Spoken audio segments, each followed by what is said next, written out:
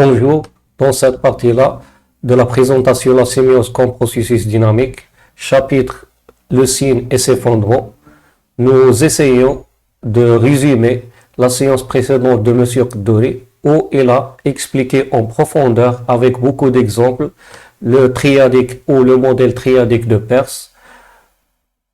On va essayer de schématiser ce qu'il a évoqué dans la séance précédente et pour comprendre la complexité et la dynamique de la sémiose. Je vais revenir à la présentation. Donc, premièrement, on va analyser le représentamène ou la relation de signes selon la vision de représentamène. Nous retrouvons trois sous-catégories, le quali-signe, le saint-signe et l'égé-signe. Ces trois catégories représentent la primité, la secondité et la tiercité. Le quali-signe, la qualité du signe est une qualité pure qui construit le signe, fondée sur une qualité ou une possibilité.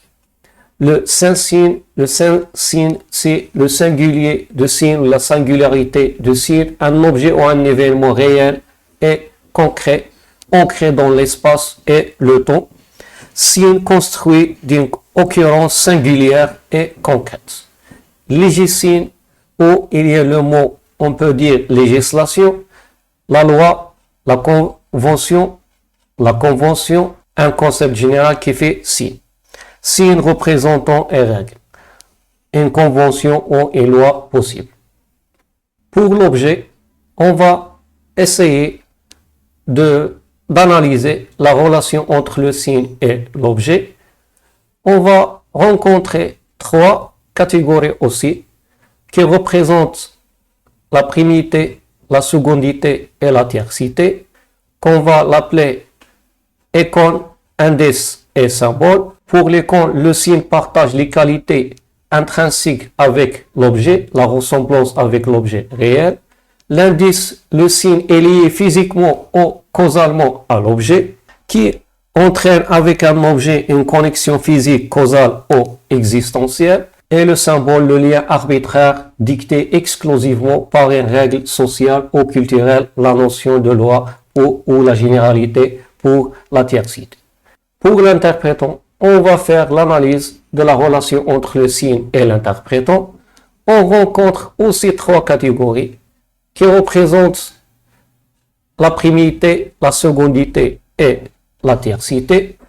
Le rime, laisser le récepteur totalement libre de son interprétation, qui représente une possibilité de communication sans affirmer un effet. Le décision, transmettre une information concrète et véritable, qui représente un état de choses susceptible d'être vrai ou faux.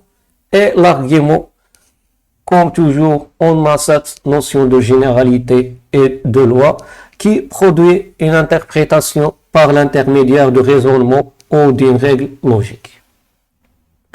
Pour résumer tout ça, on peut imaginer le signe comme une fonction mathématique avec trois arguments. Le R, le représentamène, le O, l'objet, et le I, c'est l'interprétant.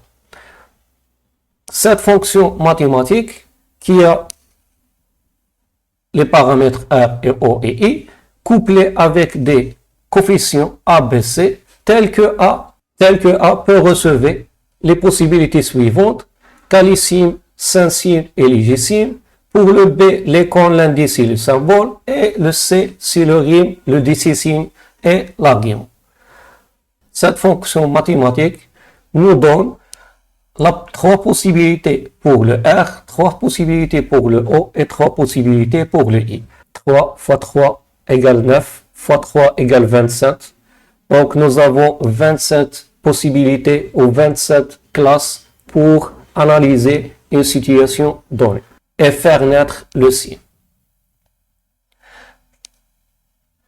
Sachant que cette représentation est simplifiée, il pourrait être d'autres paramètres ou d'autres coefficients pour le I, le O et le R, et nous allons voir que le I, on peut le décomposer en trois catégories ou 3 types dans le chapitre suivant.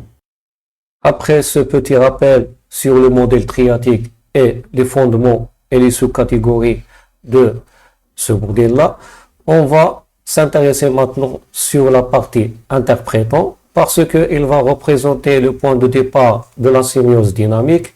Nous comprenons maintenant la complexité du système, les probabilités qui existent, le nombre important d'analyses ou d'études qu'on peut faire sur une situation donnée.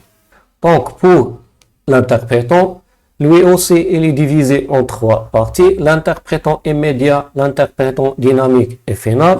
Pour l'interprétant immédiat, c'est le potentiel de signification intrinsèque de la signe, du signe, sa compréhensibilité de base. Et pour l'interprétant dynamique, c'est l'effet réel, concret et singulier, qu'il soit émotionnel ou physique, que le signe produit effectivement lors de sa réception. Après, pour l'interprétant final, c'est la signification ultime, la vérité logique vers laquelle fondrait idéalement toute recherche. Donc, on peut les considérer comme des niveaux d'interprétation du signe. Elle commence par le niveau bas vers le niveau haut, c'est le plus ultime. Si on ajoute ces 3 possibilités à notre équation de départ avec l'interprétant, on a déjà 3 possibilités et on va ajouter 3 niveaux aussi. Donc on aura, nous, 27 possibilités fois 3 qui est égal à 81 possibilités.